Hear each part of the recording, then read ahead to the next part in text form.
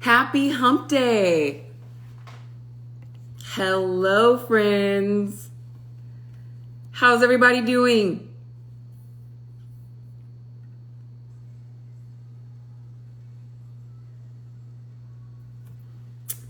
Hello. Happy Hump Day, my friends. It's Wednesday. It's Wednesday night. We've got an amazing conversation coming up. I cannot wait for us to get started. Our favorite, our super duper favorite, Susana Briscoe-Alba is going to be joining us. I am so excited for this conversation. We're going to be talking about DEI transitions and how that affects you as a job seeker. So we're going to wait for Susana to join. She'll be joining us shortly. But this is going to be a really good conversation. Make sure you share out the link to any job seekers, any professionals in corporate America that you believe could benefit from this topic, from this conversation, because it is going to get good. We're going to talk about everything that's been on your mind. There she is. Hey, Susana. Susana's going to join us. We're going to get started. Hi, Marshall. How are you? Beautiful. Marshall, you're joining us now. Stay as long as you can. But of course, we'll post this out on our platforms so that you have access to it. You can see the whole live. Okay? Okay.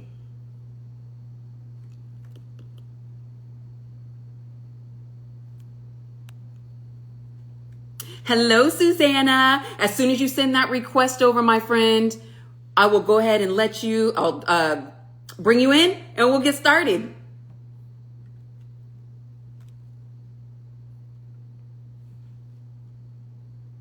There we go. Beautiful.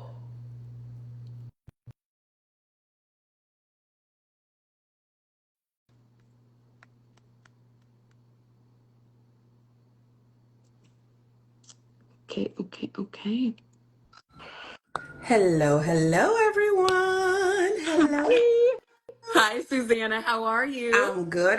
How are y'all? Doing well. You look lovely as always. Thank you, my lovely. Well, I'm excited. I was just getting the group primed and ready for action. I'll hand it over to you if you want to greet your audience. I know you've got a really big following. They just joined us. I see this. So I'll hand it over to you. Hey, squad. Good evening. Good evening. My name is Susana Briscoe-Alba. I am the lead career strategist at Dunamis Coaching and Consulting Services, where we teach men and women how to land six-figure roles through leadership development and career strategy. And tonight we are going to be talking about all things DEI. As many of you have seen on headlines and things, some of you have asked opinions, I'm sure not only of me, but also of Krista as well, and kind of just want to get an understanding of where we stand and what to expect and how you can prepare as a job seeker. So we are going to get into this conversation. I'm excited about it tonight. Awesome. This is great. And for those of you who don't know me, my name is Krista Witherspoon, career coach with over 17 years of talent acquisition experience. I'm really excited for this conversation because, as you said, Susana, we were getting lots of questions left and right. And we talked about this in our private conversation. Both you and I, our primary group that we work with, about 60 to 70% of my client base are women of color. And these are the individuals that are asking me questions. So I guess we could start with the lay of the land. When you're talking to clients and what you're seeing and hearing from other professionals out there as it relates to DEI, what are you hearing from people? What are the major concerns? I think the major concerns that I am hearing is how do you ask about DEI without getting a target on your back for asking those types of questions?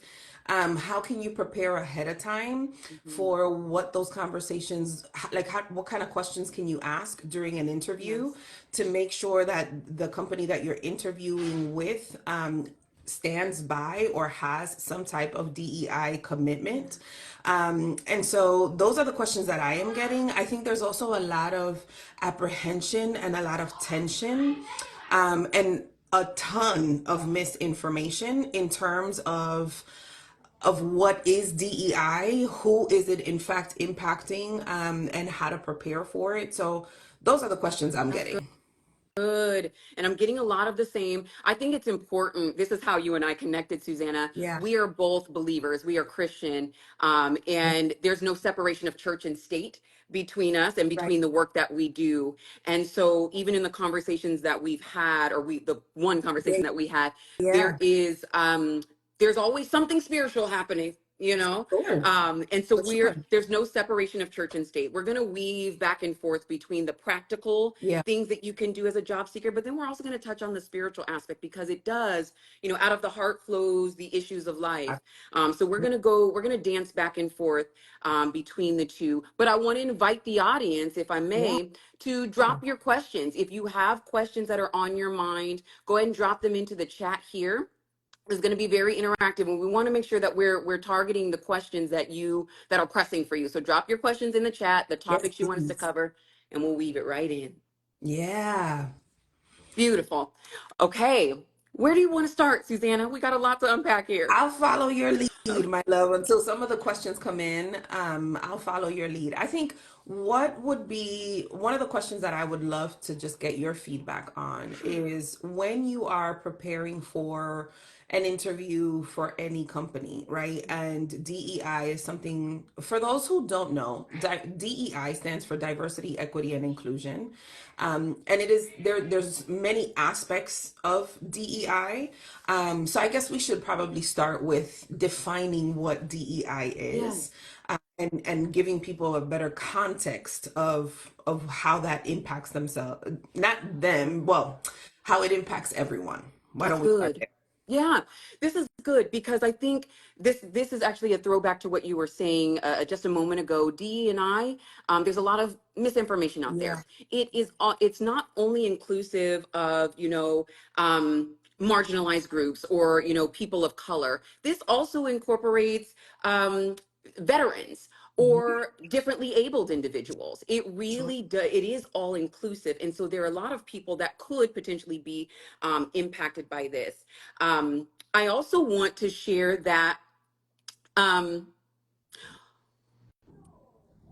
there are a lot of fear-inducing tactics being Oh used that yeah. we're seeing in the media. And while there are some things that we need to kind of prepare for, I want you all to know that you're all going to be okay. That you're all going to be Absolutely. okay.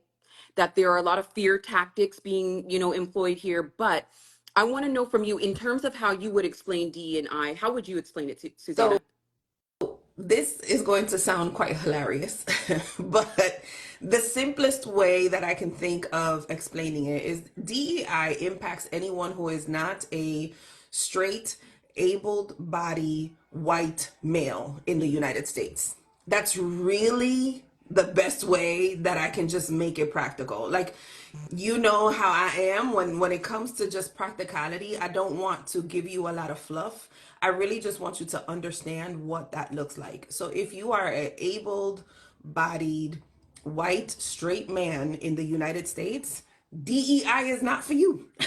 But if you fall out of that category, which a lot of people do, then DEI benefits you. And I love that you spoke about not only marginalized groups, because I think a lot of people have the misconception that it's only impacting Black and Yes. Brown Yeah. individuals. It's everyone who falls out of that kind of description that I Yeah. gave.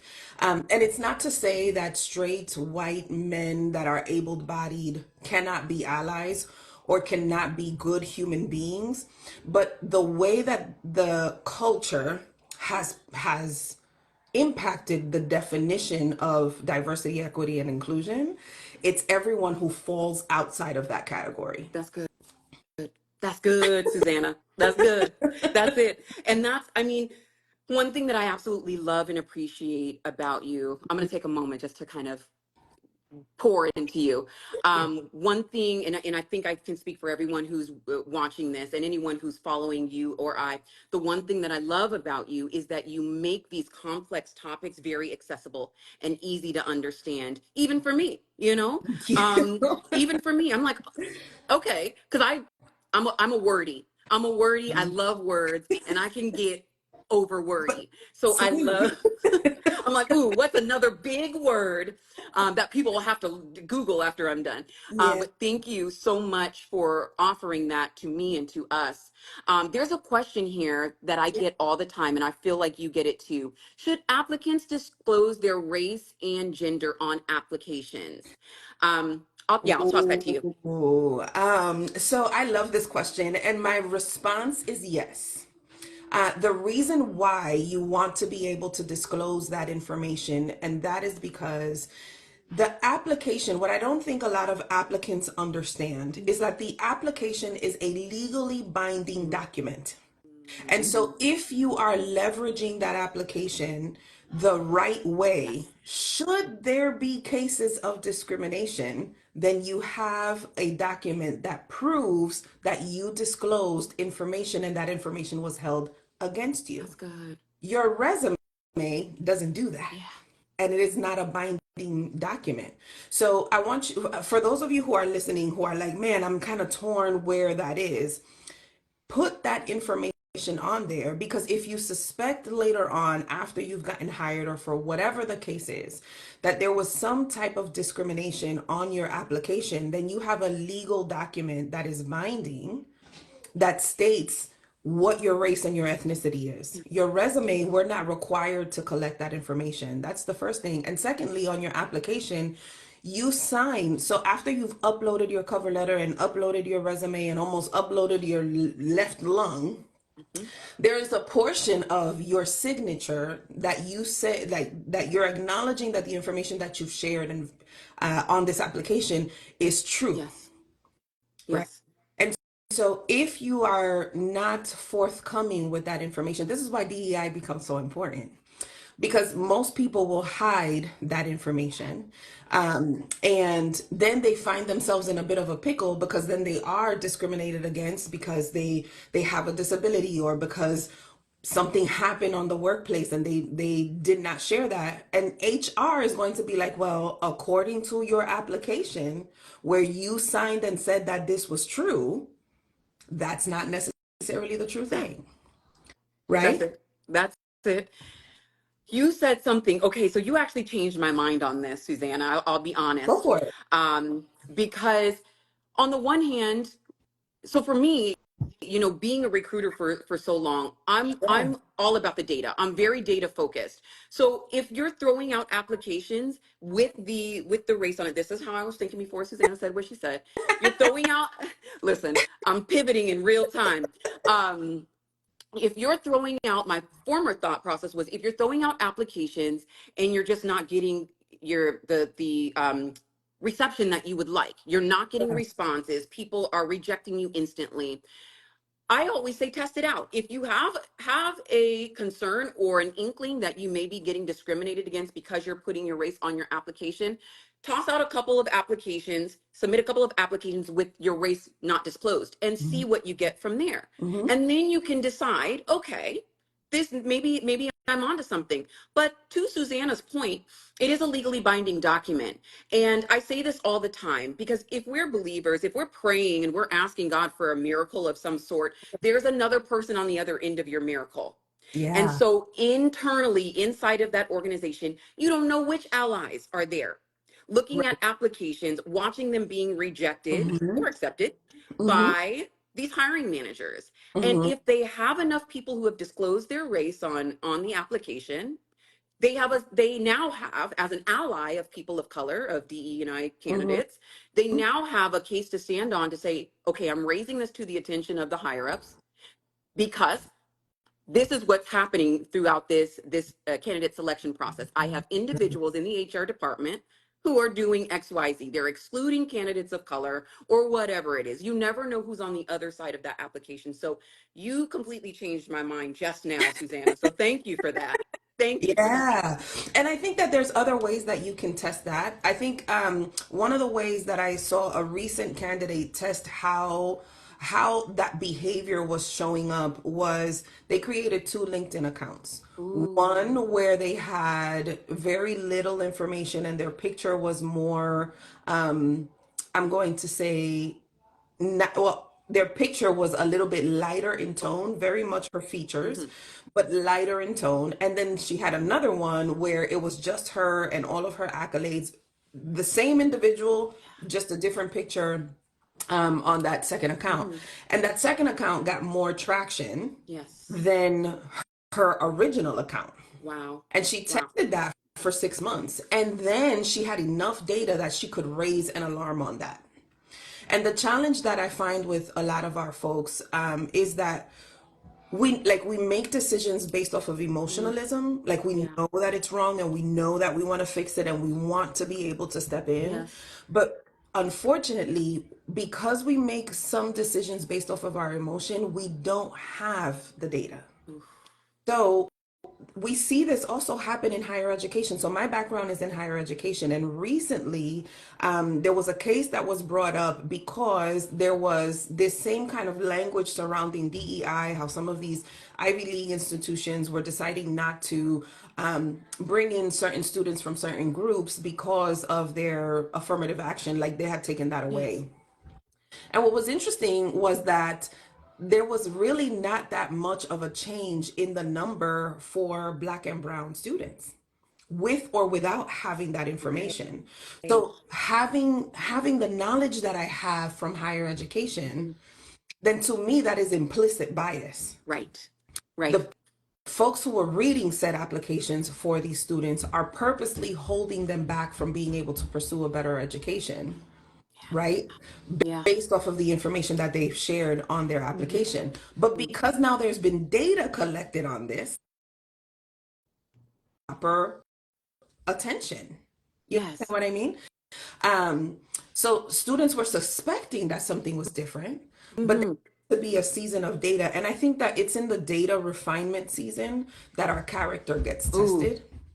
And the other thing that I want folks to like be aware of is that if in the process you're feeling these kinds of emotions, and they're leading you to believe that this company is making decisions based off of like your race and your ethnicity and that kind of stuff, Mhm. I don't know that that's going to be the right environment for you to thrive. Bingo. You said it. And so the other way that you can like pay attention to those types of things when you're looking at some of these organizations and you're trying to identify, is it safe for me to be here? That's it. um look at who is on their board of directors, look Yes. at who's on their executive team, what roles do folks hold, and where do you see folks that you can identify with. Yeah. So I'll give an example. Prior to launching my agency, I was applying for a vice president role, and one of those final interviews was to spend the day on the Yeah. campus, Yeah. which was beautiful. I got to meet the students, I got to meet the staff that I would be working with. It was awesome. I was going to be on a senior cabinet level. Yeah. And then we walked in for our final meeting, and Mhm. I got to meet the entire Okay. cabinet. And leading up to the entire cabinet, we walked by a wall that had like all of the presidents at this institution, and all of like their board of directors. Yeah. And no one on those pictures looked like anyone that I could identify with. Mm-mm. And the claim was that they wanted to serve students from underrepresented populations, right? Right. So the student body did not match the executive team. And we see that happen a lot.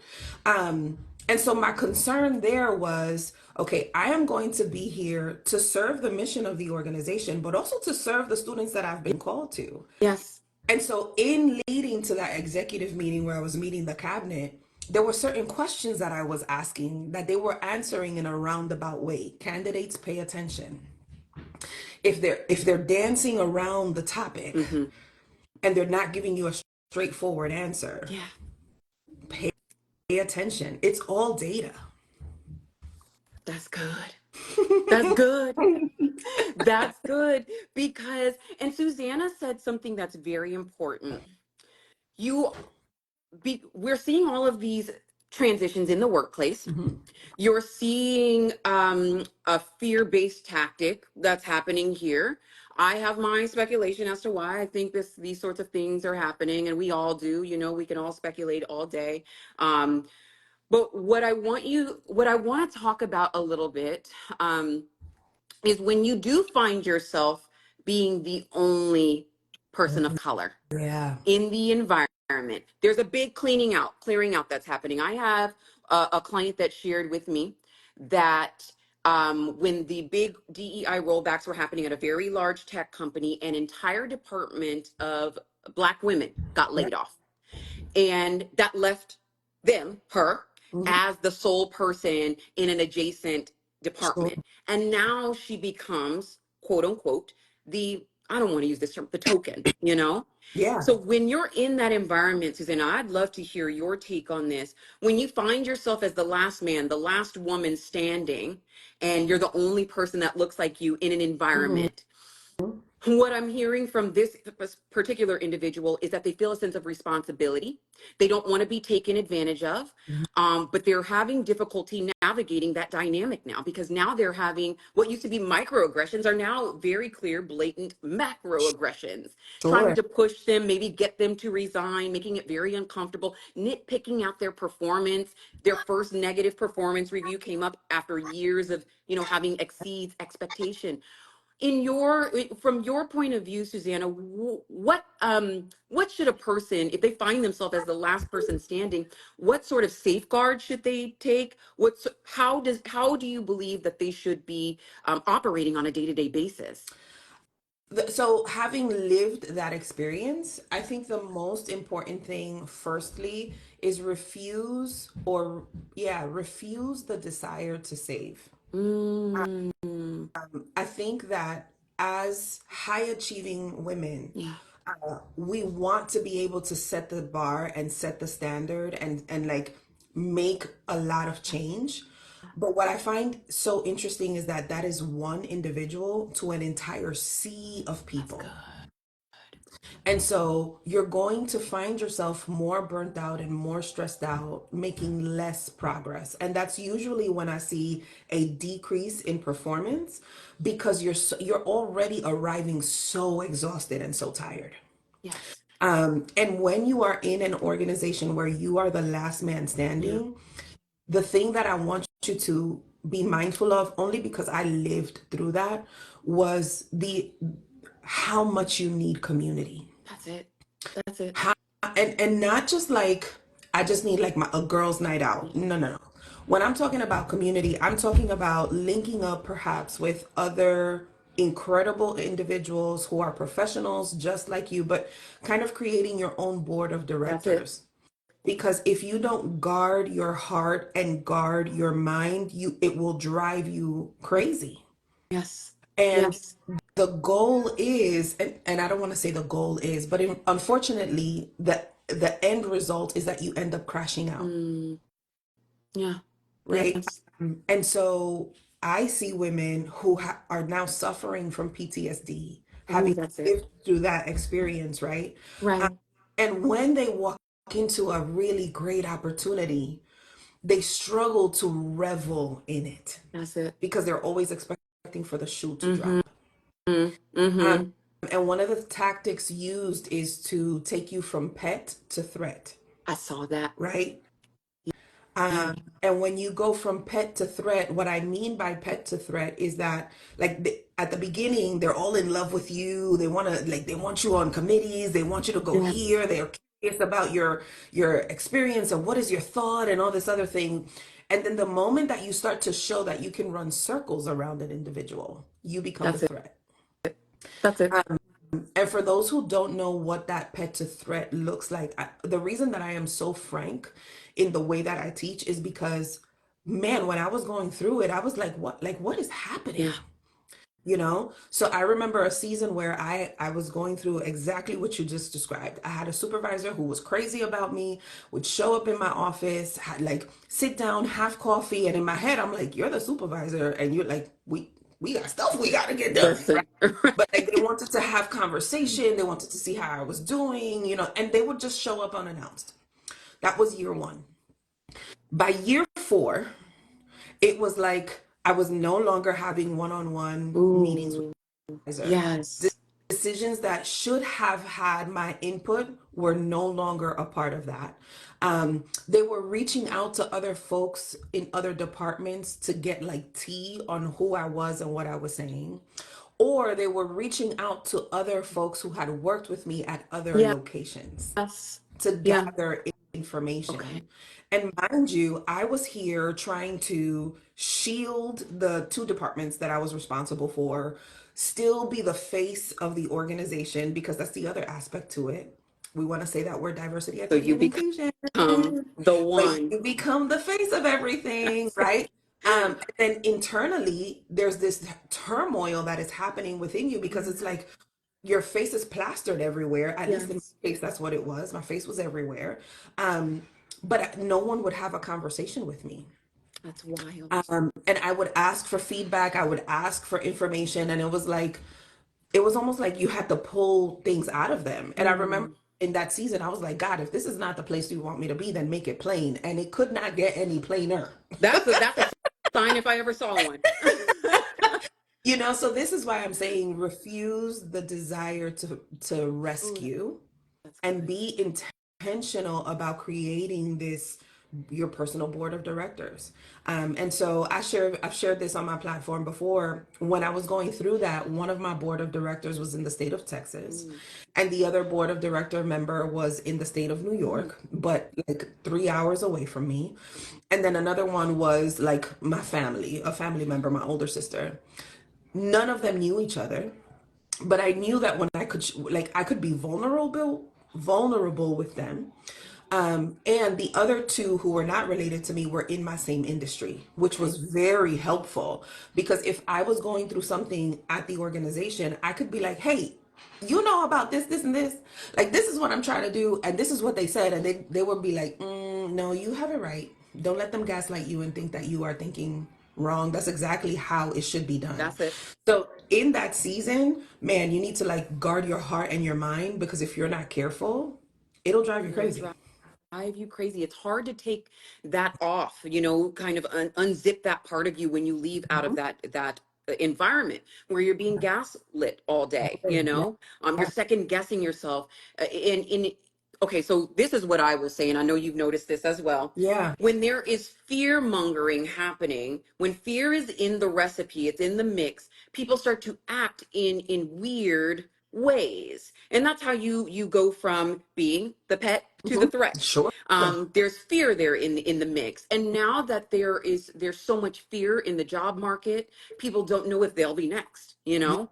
so we see a hoarding of information internally in corporate America, in corporate Yep. offices, in spaces, hoarding the prime opportunities for maybe someone that looks like them. Yep. Affinity bias. People are more likely to create allyship with people who look like them from a hiring manager's Yep. standpoint. So I want to ask you this: two things. Yeah. It's important in these moments to safeguard yourself, and I very quickly identify who your allies are internally. So I Mm-hmm. want to talk about how one to identify your true allies in Yeah. moments like this when there's a lot of kind of fear induced behavior happening, Mm-hmm. how to protect yourself by insulating yourself with internal allies.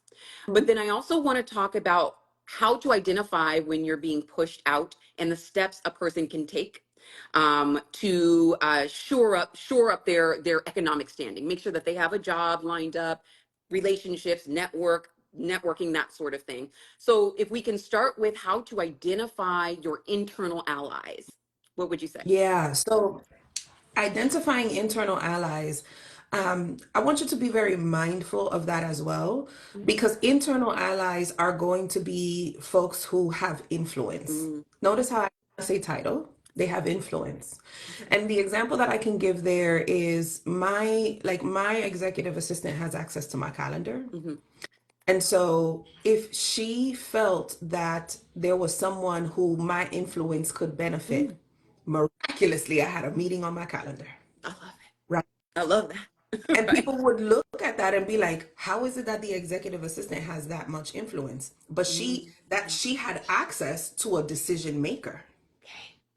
So Yeah. pay attention to the folks who have influence, and then pay attention to how those folks operate. Are they consistent in their behaviors? When you're having conversations with them, are they consistent in their messaging? That's good. Right? I had that same executive assistant, I had to just be very mindful of because I started to notice a pattern that everyone looked like and sounded like and was very like close to her. So outside Mm. the immediate circle, Yes. it was like, who else are we helping here? Mm. Now we're Right? talking. So pay attention to those things That's good. because while she had influence, she very much had an agenda, Mm. and it was specifically for her type, That's right? good. So pay attention to like what is their consistency, what is their Yeah. behavior. Engage in conversation without having to be creepy, right? Because you don't want to make it weird. But engage in conversations, like bring up things at a point where this is something that's important to me, Mhm. and I'm curious, like just drop a gem or a hint to see how this person That's responds to it. good. You That's know? good. And I like I'm thinking of examples right away, but so there's that. Pay attention to the person who has influence, Hmm. and then there are some individuals who like they have no stake in the game. So I think of one of the people in my life who at also okay, I have a lot of Uh-huh. thoughts. So first of all, I want you to be aware that not every single person is going to be necessary in every single season. Mm. You Okay? said it. You said something. Yeah, Yes. and not every mentor is going to be a one size fits all. Okay? So be aware of that. But the reason that I say not every person is going to be necessary in every season is because I remember a season when I was deciding to pivot. And the person who came and just like gave me career advice, negotiation tactics, salary, all that information was at the organization that I was going to. And the way that luck would have it, she and I just stayed in touch over the years. And she was leaving the organization as I was coming in. Yes. So she was creating a pathway for me. Okay. And while she was exploring and going someplace else. Hmm. Also, that I started at the new position and she had already left. Wow. And she had teed you up for That's success in that it. environment. That's good. Yeah. That's good. Yeah. So that's what when I'm thinking of ally, that's what I'm talking about. And my hope is that for all of you who are watching, you would find those types of individuals that would speak your names in rooms filled with opportunities. That's it. Not just possibilities, but opportunities. That's good. Because the difference between a possibility is that you can go 900 different ways, but Yeah. opportunities are ones that you can actually seize and take action on. Does that make sense? That's perfect. So that would be the first thing when you're looking for those internal allies. Hmm. It doesn't necessarily need to be somebody that you're going to be working directly under. In fact, I recommend that that not be I the case, because I then people will agree. say, you know, you're the favorite or all that other jazz. And then the other aspect to that is be intentional in what is your expectation. I think a lot of times when people reach out to me and they're like, "Oh, would you be my mentor?" In what aspect? That's Where it. are you looking to see success? I love that. Because I may not be the right one, That's good. That's you good know. right there. So those are my 2 cents. This is good. Listen, that's more than 2 cents. You gave us a whole bank account full of gems. Thank you so much for that, Susanna. Yeah. Um, you said, and there are a lot of questions here. I do want to say this note here. I think it's important in these moments where emotions are high. Yeah. It's easy to feel and believe that people are out to get you. And that's not the case, that people are, very pointedly out to get you, out to set you up. It's not, Yeah. oftentimes, more often than not, it's not that they're against you, it's that they are unapologetically for themselves. And Oh, so absolutely. when you start to see the pool of opportunities, as Susanna was saying, pool of opportunities dwindle down and shrink, and people start to hoard opportunities for people who look like Mhm. them or act like them or that they identify more with, it is that they are aggressively, unapologetically for themselves. And so I would encourage you to look out for your best interests as well. Yeah. Really understand the game that's being played around you. And this is not to make you, you know, what's the word I'm looking for? Paranoid. I don't want you to be paranoid, but I do Yeah. want you to, as Susanna is saying, I do want you to look out around you, understand the lay of the land. Don't be naive and trust your Yeah. gut. You know, we Yeah. are spiritual beings having a human experience. If your Yeah. intuition is telling you something, even if it's a slight change, that Yeah. their behavior has become slightly inconsistent, Hmm. trust your gut. Take some notes if you need to in your phone. Like one day they said this, and the next day in front of this person they said that. Oh yeah. Make some notes for yourself. Definitely document. Always, always document. Because one of the things that I don't think folks realize is when you are going through these experiences, there's a couple things that I want you to pay attention to. Some of that is our background, Hmm. right? So Hmm. I am born and raised in New York City. Um, and hard knock life is definitely something that I took with me into the workplace. So I didn't trust anybody. Yes. I would keep things to myself. Hmm. My conversations were few far in between. Very early in my career, I didn't see the necessity to go to like after work happy hours and all that other jazz, right? Because it was like, I'm here to collect a paycheck. Hmm. I'm gonna keep you at arm's length. And there was a reckoning in me once I started to notice, oh, there's rules to this That's it. that I gotta start to pay attention to. Okay, all right. Yeah. And then when it came to having to speak up for myself, I had to recount the same story over and over and over and over again. That had I not had my documentation, it could have been very easy for folks to be like, your story changed. That's good. You ruin your own credibility that Right. way. Wow. That's good, Susanna. You said something. So you're from New York, Yes. and I'm from Seattle. Okay. Very opposite. Where the Black population when I was growing up, and not even from Seattle. If you know, if anyone on here knows Seattle, Tacoma, Okay. Tacoma is actually where I'm from. Okay. Um, Shout out to the 253. But growing up in an environment where it was 3% Black, very few, Mm, maybe Latinos, maybe one or two, yeah. very, very much a handful of people. And so, what that created in me, and I had to unravel this as well when I got into corporate America, a level of tokenism where I felt Mm, like I was carrying the weight of the yeah. culture on my back. And so, Yeah. I have to toe the line, I have to be perfect, but perfection puts a big old target on your back, Absolutely. puts a big old target on your back.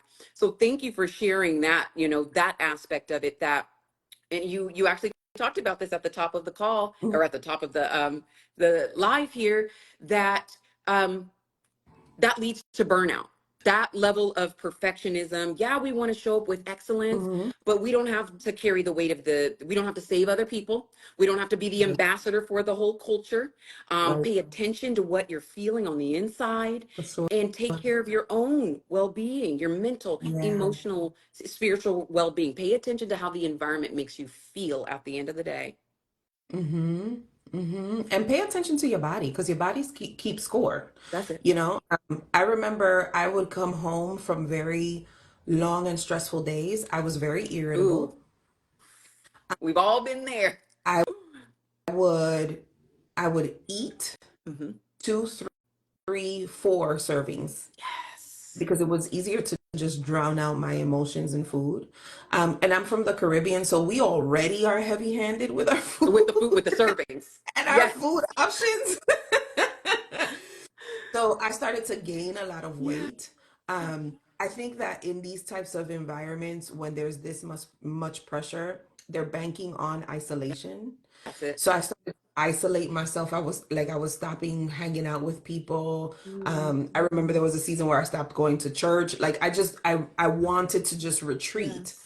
And the more that you fall into that, Yeah. the more your mind, like the thoughts that are going through your mind, if you don't check them, they will overrule and overpower you and make you believe a narrative that's not necessarily true. That's it. That's Um, it. and when it comes to this DEI, like I think what I want our listeners to pay attention to is there is something that is called like shock, like just shock value. So Yeah. I'm going to give you headlines headline after headline that's Shock going and to awe. shock you. Yes. Yes. And eventually it's going to get you to a place where you're just like so overwhelmed that Yes. it'll get you just to stop. And if I can get you to the point where you're just so tired and so Yeah. overwhelmed and so burdened, then you won't have any fight. And then I can do whatever I want. Mm, you said something. This is the perfect segue because you know what I wanted to ask you about. I'm getting a lot of questions Yeah. um, about salary negotiation in an environment like this. I mean, I'm not gonna. I've got my conspiracy theories. Yeah. I love a Yeah. good conspiracy. Um, but in you actually said something, that shock and awe value in a job market that's already tight. We just came through 2024, one of the tightest, most treacherous job markets we've all ever experienced. For And real. now you create a scarcity mindset in the job seeker as it Mhm. relates to salary negotiation. I want to say this, and then we can talk about how to approach salary negotiation when employers are trying to undercut you. Mhm. We are not desperate job seekers here. Say it with me, everybody in the chat. We are We are not not desperate. desperate. We do No. not have to accept whatever they are going to give us when they are undercutting us. It's okay to hold the line on your value and your worth. But I Mhm. want to ask you, Susanna, given that we know employers are starting to have tightened up on the purse strings, Sure. when do you say when it comes to negotiating in this market, when do you say when do you hold the line, and when do you give a little? What is your philosophy on that in this market? So I think when it comes to salary negotiations, there's two things. Have salary conversations often. In this type Yes. of market, folks are going to tell you, oh, don't talk about salary. You shouldn't be sharing that. And there was a season in my life where I bought into that. And then I quickly was just like, girl, no way. And just because of my lived experience, because Yeah. of my mentor, she broke that down for me. When I got my offer, she was like, absolutely not. Yes. I worked in this institution. This is exactly what you should be making. This is what the range is. So be ready to negotiate within that That's it. range. So have those conversations often. Secondly, is the reason why I think negotiations feel so difficult for candidates is because they have not done the Ooh, data to that's know good. what is the realistic value Yes. for this role, Hmm. right? So if they see some of these ridiculous salary ranges where it's like 65K to 165, right there, that's a red flag. Red That would be a flag. role that I would tell you not to apply for Absolutely. because clearly they're here playing in your face. That's it. Secondly, if the range is between, let's say, 60K to 90K, Hmm. pay attention to where is the sweet spot within that. So look at the states that require salary transparency Yes. for the role that you're already applying for. What is the minimum? What is the maximum? And then what is the bell curve in between that? Hmm. Start at center spot. That's it. We tell our clients to identify their crawl, their walk, and their run number. Ooh, that's good. Much like children. Yes. Children start crawling, then they walk, and then they run. Yes. Unless they're like my son, they go straight from crawling to running. But identify what those ranges are for you. By identifying what is your crawl number, it's like, okay, I'm going to kind of still keep looking to see what's available. That's good. When they give you when they give you an offer, is in that walk category where it's like, okay, I'm going to walk away from this current Yes. role because now this is a little bit more in terms of take home Yes. pay, not just like overall salary, but paycheck that I get to enjoy. Yes. Um, and then your run number, it shouldn't be that you are running away from an organization because that's the scarcity mentality. You should be running to a new opportunity Yes. where you can Yes. thrive. Hmm. And then the last thing that I would say is never take yourself completely out of the job market. I Absolutely. tell our clients, and I say this on live as well, every 3 to 5 years, you should be moving up or you should be graduating. And that's just, again, my higher education background. Yes. The reason that I say that is because it's not necessarily that you need to leave an organization. right? You should be moving up in role and responsibility and hopefully in salary, right? In Yeah. pay. And then graduating means that you're moving, like you're graduating from one organization into either a lateral role Mm-hmm. that leads to more promise or Yeah. into a higher role. That's it. For those of you who are like, oh, Susanna, I don't want to make a lateral role, hear me and hear my heart for you. Sometimes it's necessary for you to take a sidestep so that you can take a leap. Ooh, that's I'm gonna good. say that again. Sometimes it's necessary for you to take a sidestep so Mm-hmm. you can take a leap Mm-hmm. in your Mm-hmm. career. I remember like a season for me was I went from an associate director level at a very toxic organization into a new associate director level, but I could see where I could grow. Okay. And when the opportunity opened itself, then I was able to leap for it. I love that. I So love sometimes that. right step to take a leap. That's good. Good. You touched on something. So I tell my clients all the time, ABL, always be looking. Always. Always be looking. Mhm. One, because I mean, it's an ego stroke. You throw your resume out there, you see who else wants you. It's kind of like You're dating. right. You throw your resume out there, you see who else wants you. It will really put some things into perspective for you. I don't have to settle for no growth. I don't Right. have to settle for being underpaid. I've got some Right. options. And it Exactly. really does impact the way that you show up in work. Confident that Absolutely. I don't just have to settle for anything, any and everything. Another approach that I Right. take when I'm coaching clients is this: one, especially with women and in specifically with people of color, say your Hmm. number out loud as you're prepping for the interview, even as you're prepping for the recruiter screen. Get Hmm. really comfortable with your number, because the name of the negotiation game is for them to push back a little Confidence. bit. They want to see how much you'll flex. Yeah. And the last thing I want you to hear yourself say your number, 300K total comp, and then get rattled immediately when they start pushing back on you. So you're like, oh, maybe I said the wrong thing, because they have an interesting reaction to it or an unexpected reaction to it. Get Sure. comfortable with your number. Record yourself saying it. Listen to it back when you are preparing yourself for that initial recruiter screen, even. Say your number out loud. Always be looking. Hmm. Always be looking. Hmm. And we are not desperate job seekers here. We have Right. options. People are still hiring. Don't Absolutely. don't let people fool you. Don't let the news fool you. Don't let, let me choose my words here. You'll see a lot of content on social Yeah. media. Do not be scared. Do not be fooled. They are still hiring, and they're hiring quickly right now. I'm Right. sure you can second that, Susanna. Yeah, and use your discernment. There's a lot of there's a lot of people on these social media streets saying a lot of things. I feel like every day I'm opening this app and I'm like, I see things that are like top 3 ways to do X, Y, and Z, Yes. top 4 ways to do X, Y, and Z. Yes. As a smart job seeker, Yeah. what is the fruit of this person who is telling you that? That's it. So test That's it. that.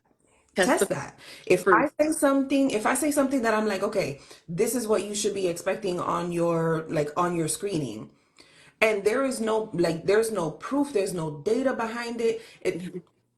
For me, especially because my platform like is so large, Yeah. if in the comments you're seeing people who are like, I did what she said and it And worked out, then work. there is some validity there, Yes. right? Yes. Test where some of this is coming from, because the other aspect to it too is that like everybody is out to make a dollar. Bingo. You know what I That's mean? it. That's And like, it. I want like a lot of what I share. I get people all the time who are like, I cannot believe that you give this much information for Yes. free. But Yes. like the reason that I do it is because I wish someone would have shared this with me. Yes. You understand what I Yeah. mean? Hmm. So if I can save anybody a headache, or if I can help kind of mitigate some of those nerves that come with it, Yeah. I already know that you're nervous because you're not sure if your hair looks good. You're not sure if they're going to say something when they see your face. And oh my goodness, it's actually a black girl or a brown girl or an Asian girl. So, like, the reason that I try to give you language is because you already have a whole bunch of factors that are like vying for your attention. So let me Yes. at least give you the language. Hmm. And to your point, practice it. Practice makes perfect. It's like, and I feel like you've made some content like this as well, but I talk about corporate cosplay a lot. that Mm-hmm. you know the environment that you're going into, you're putting on your best Oscar worthy performance Yeah. here, know the audience that you're kind of interviewing with. I wanted to ask you something that just came to my mind, and we have a ton of questions here so we can work through these. Okay. But I Sure. wanted to ask your opinion on this. So I work with a lot of HR professionals, and I feel like you probably do too. The question that I'm getting over and over again is if an HR professional has primarily had their experience is in DEI, how do Mhm. they navigate that now that we know that there is a rolling back of DEI initiatives and programs? Do they reduce its prominence on their resume, in your opinion, or what would you recommend? So I would start to get curious surrounding what is the problem that they're trying to solve with this role, That's good. so that That's you can good. position yourself as a solution to said problem, right? Because DEI is not just a catchy term, at least it's not for me. It is a way of Yes, life. So if you are true to this DEI life, it's going to naturally convey itself in the work that you that's do. it. So the reason why some of my teams have looked so diverse is because it's just It's innate to in who you. I am, That's right? it. Like I don't have to put on a facade under the umbrella of DEI. My biggest thing is, are you qualified? Can you do the Yeah, work? Can people see themselves in you? Especially because in higher education, some of the students that I was working with, like 18-year-olds, they still don't know what they want to do. right. But then at the same token, I had the mama who now has an empty nest and wants to go back to school Oh, and yeah. feels some kind of intimidation because she's so much more advanced in age. So I Mm-hmm. had to be very aware of who my audience was and then how could they see themselves in my staff. Mm-hmm. That's good. So that's the way that I approached DEI. So if you are a DEI professional who is now like, oh God, what do I do? What is the problem that they are trying to solve? And knowing what you know about your skill set, Yeah. how can you leverage your transferable skills Mm-hmm. to be able to position yourself as an That's authority? good. Right. That's good. That's Um, good. Yeah.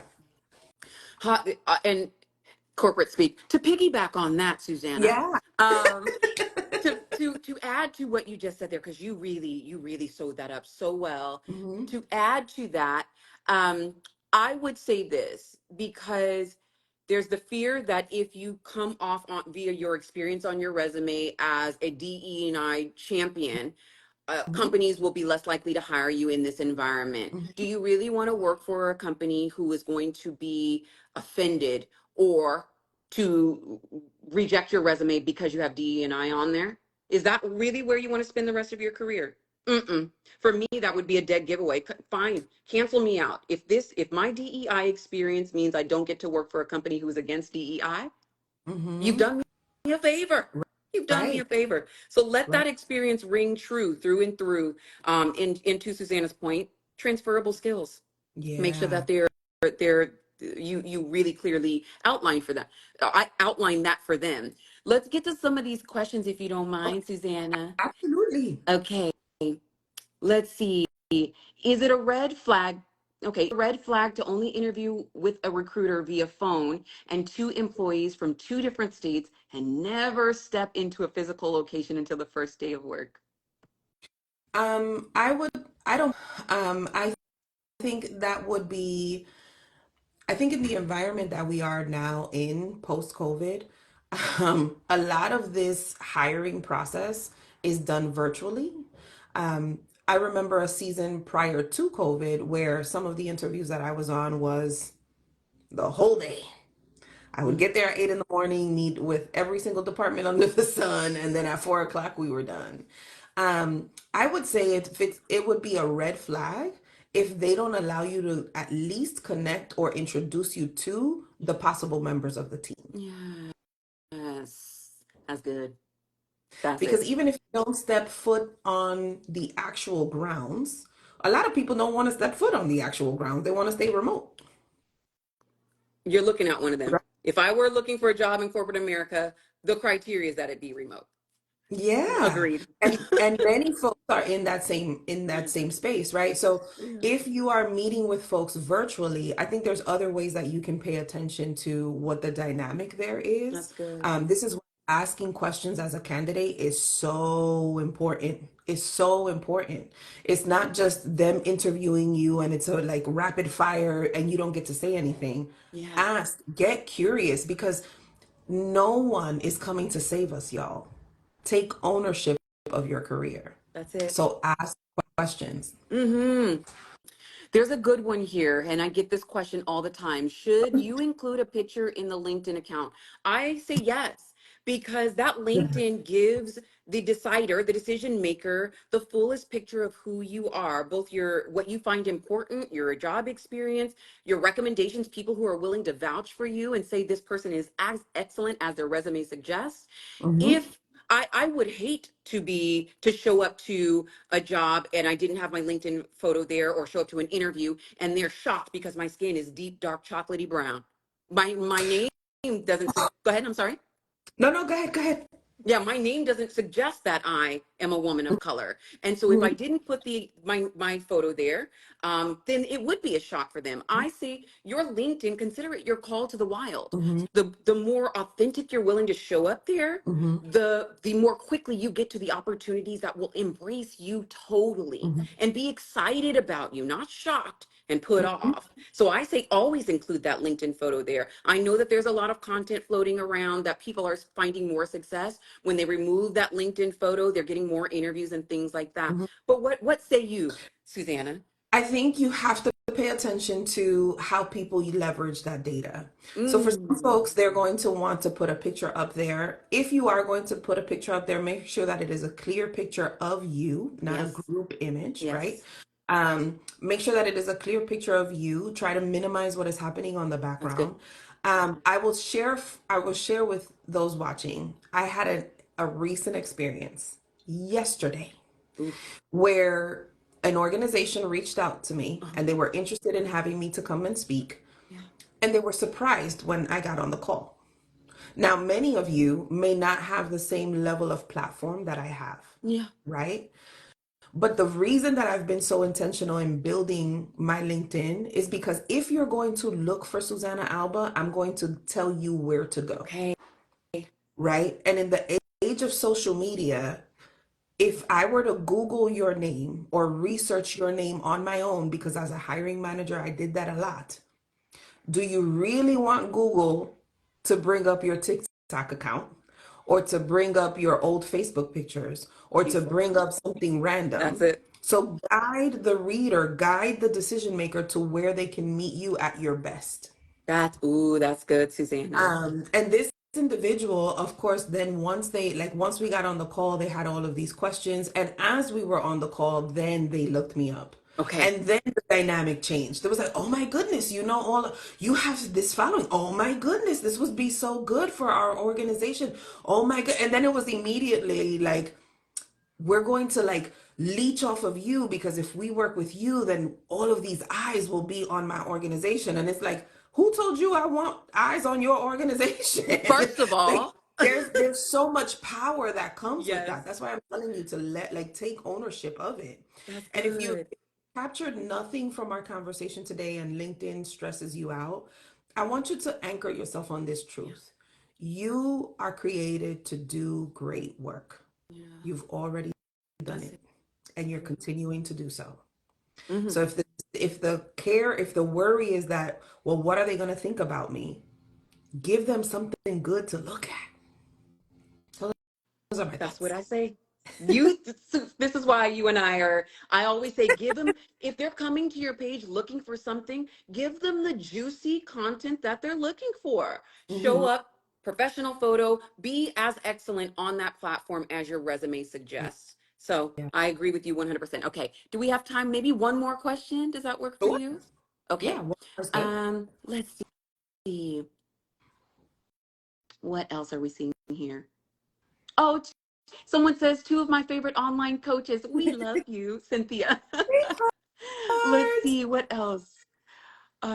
Great discussion. Are you seeing any other questions on your end? Workplace One of the questions trauma. that uh-huh. Okay, go ahead. I'm sorry. One of the questions that I saw was considering the uproar with DEI, are there any safeguards against discrimination? How legally binding is the application now? It still very much is legally binding. If there is something that I have learned in from being in business, is that businesses don't want the smoke. Like they don't want to get caught up in litigation. That. They don't want to they don't want to find themselves spending any more than they necessarily need to. Yes. So if they are doing funny business with their applications, nothing stays hidden under the sun. That's it. That's it. So it is still very much legally binding. And this is why I'm telling folks to make sure that you're documenting your experiences, good and bad. Okay, That's good. good and bad, because when it gets to the good stuff and they want us to work on their resume, it's like, okay, tell me what are some of your accolades, what are some of your milestones. They're like, I don't know. And it's like, you've done great things, you know. So keep a brag book, but also keep document the amazing, the awesomeness that you have. I don't want us to walk away with just like focusing on the negative. Yeah, this is good. There's some good content in here. Let's see what else. We are not desperate, just punctuating that. We must do our homework. Salary negotiation, absolutely. Someone says, I never look for a job when I'm desperate. You will always take the lowball offer. That's a Say that one. note. Someone said here, they made the comment that they say, I never look for a job when I'm desperate. You will always take their lowball offer. And so to that, I say, because that's a great point. Mm-hmm. Trust your intuition. There's a lot moving around. Susanna and I are having conversations with individuals daily where they have turned from the pet to the threat, or people are Mm-hmm. not hiding their biases anymore. The microaggression that was, kind of easy to ignore or easier to ignore has become a macroaggression. And Mm-hmm. so trust your intuition. If you see Yeah. that there are unusual behaviors, people saying things that are out of pocket, document it and start looking for your next opportunity. Do not wait until your feet are on the fire, your back is against the wall to Yeah. start looking for your next opportunity. Because to this person's point, when you are desperate, you start to operate in unusual ways. And we don't want that for you at all. Yeah, absolutely. The best time to find a new job is while you still have one. Ting, ting. Now, Susanna, we're at 9 o'clock. Yeah. I usually just take it to the hour. Um, I want to ask you this. Do you have any closing thoughts? Are there things that people should be looking out from you? I know you have an event coming up. I'd love to hear more about that. I do. So, closing thoughts is get in the right communities. Make that something that you are intentional about. And by right communities, here's one thing that I want to bring a point of clarification. Your community should not tell you everything that you want to hear. That's good. They should challenge you to bring out the best within you. Absolutely. So if everyone looks exactly like you, sounds exactly like you, thinks exactly like you are going to become stagnant. So Mm, be willing to have folks who are in your corner who will refuse to let you settle, but will also challenge some of your belief. Like you saw that happen tonight between Krista and I. Some of the things that I said, she was like, you know what? I hadn't thought about it that way. And yeah. some of the things that she said, I'm like, oh, that's actually really good. Hmm. So be intentional about the community that you're in. To the event that we're having, we are going to be in Dallas, Texas. I can't wait. Shout out Dallas. Yes, we are going to be in Dallas, Texas at the Career Boot Camp. We'll be hosting this event and we'll be talking about these types of conversations in a space that is intimate, where you can network, where you can have open salary negotiation conversations with other women who are decision makers in their own right. And really, we're going to be talking about everything from leadership and influence. We're going to be talking about leveraging emotional intelligence. Because it's a very catchy buzz term, but not so many people know what it is. Hmm. So they're throwing it left and right, and I'm like, no, you're not using that right. Let me see, what else are we gonna? Oh, finding your voice in the workplace. That's Ooh. another thing that now people are like, I don't know if I should say something. Should I stay silent? So, if that is you, and if all you are looking for is an environment where you can just be, I don't know if this ever has ever happened to you, Krista. You go to like one of these conferences and you feel like you always have to be That. on. Yes. And like you get to your room and you're like, oh, thank Oh my God. God. Take the mask off. Real Yes. personality comes out. Absolutely. But at this one, what we want to do is we want to create an environment where you can just be Yeah. you, Yeah. and have these conversations in a way that is uplifting and practical. That's one of my things, Yeah. practicality. That's We want it. to make sure that it is easy for you to implement. So, like that, all of the goodness and all of the greatness that you feel at this event doesn't just stay Mm, in this event. mm, mm. You can amplify your voice. You can head out into the workplace and really bring about That's change. good. What are the dates on that event? March 20th and 21st. Beautiful. I'm putting that on my calendar. That's why I'm Yeah. typing over here. Final Yes. thoughts from me would be to Susanna's point. I want you to start really thinking about who your allies are, your community, your board of directors, as Susanna said here, but also think of your life and your career as a we economy. Mhm. We, W-E economy. Mhm. Surround yourself with people who have your best interest at heart, That's who right. are always looking out for you, looking down the road and around the corner for you. Mhm. And there are no more secret, silent, independent job searches.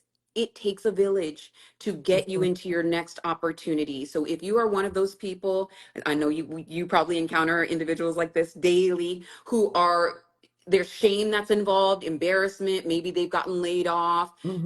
Mhm. and there's a stigma, maybe they're battling imposter syndrome, whatever it is. You are Yeah. not alone. You need a we economy, a board of directors, a community of people Sure. who believe in you and who will remind you daily of who you are.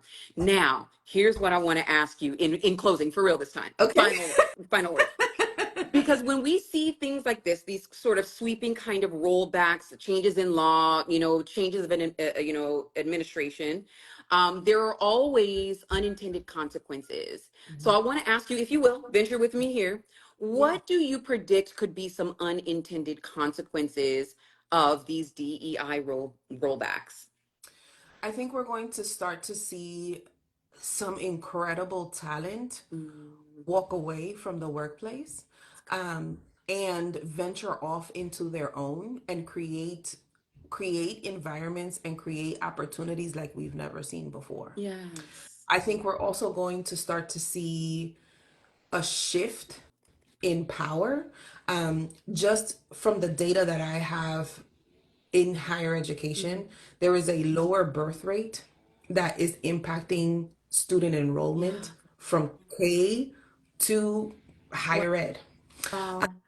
And however, there is an increase in there's an increase in the population of Black and brown men. Mm.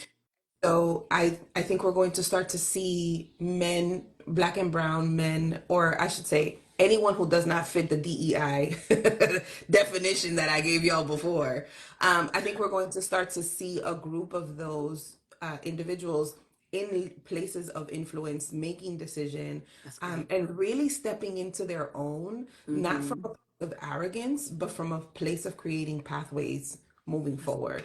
And when these types of things happen, it's cyclical. So it feels real hard at the beginning. that's it. And then eventually you get to the curve and then the shift happens and it's like, oh, right? So I think that there's going to be a shift. I think we're going to see new innovative ways, of folks just taking ownership of their career. And I think that for those who have like side hustles, for as much as there is doom and gloom of, oh, everything that is happening in corporate America and people are Yeah. getting laid off, there is going to be a group of people who have incredible skill Yes. that they're going to find a way to monetize That's that. it. And we're seeing like glimpses of that if you're on the other app that rhymes with TikTok. There is something called Hillman Talk I University. saw that. We're going to Yes. start to see more of that. Yes. Right now it's free, but we're going to start to see folks get monetize I that. love that. And that is powerful in and of itself because then you're not bound by or confined by the specs of a traditional organization. That's good. That's good. You know how I feel about skills monetization outside of corporate America. I talk about it all up and down Yeah. my timeline. It is important. So if we think about, and my final words are this, Mhm. the unintended consequences of DE&I are people reclaiming their power. For They sure. don't want to have to subject themselves to toxic work environments anymore. Instead of going after and looking for a seat at some corporation's table, they are building the tables Yeah. themselves.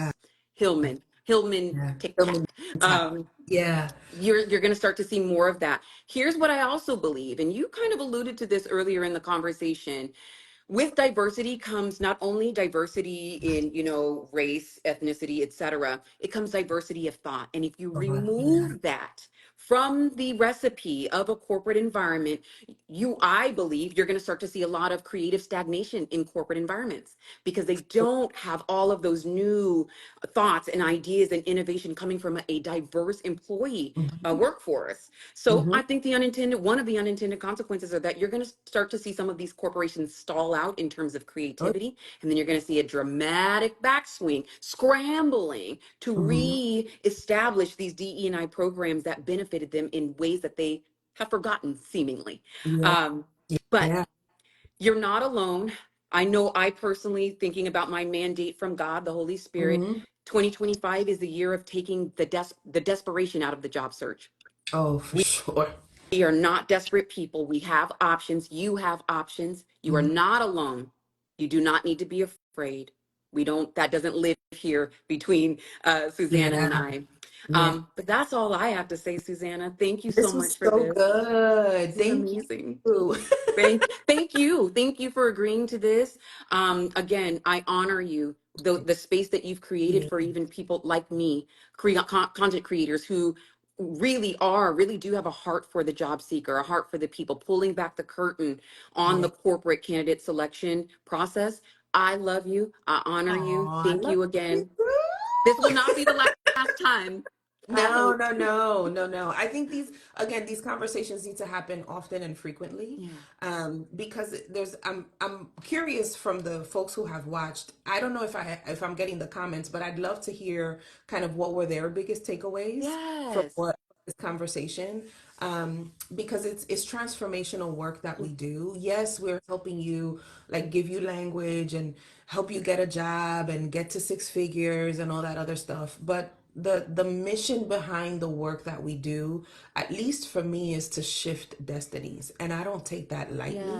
Yes. And that's why I tell you to pay attention to the voices that you're hearing, That's because it. some people are all about the mighty dollar. That's it. But when it comes to us and our team, like, we want to see you step into the power that you were already created with. Yeah. Yeah. More This is good. than just a fancy resume, more than just a fancy title, but really just operating from a place of power and not from Hmm. a place of Oh, lack. that's good. Susanna. Susanna. You always have a gem. I say this all the time that if God is the destiny architect, people, believers like Susanna and I that God has chosen, selected as vessels, you can consider us destiny chiropractors. We're here to Yeah, get you realigned with your God-given purpose, connect all of that good corporate experience to what God wants you to be doing to benefit the kingdom. for So you are not alone. You have Susanna. You have me. We're here for you. And we love you so much. yes, love All y'all. all right, y'all. Have a beautiful. Someone is asking if the replay is going to be available. It certainly will. Look out over the next couple of days. Both Susanna and I will have access to it. We'll clip it up. We'll put it out. Make sure that you Yeah, guys can watch this back and share it with people that you love. for All right, you sure. guys. Bye, Have a good everyone. night. Good night. Bye.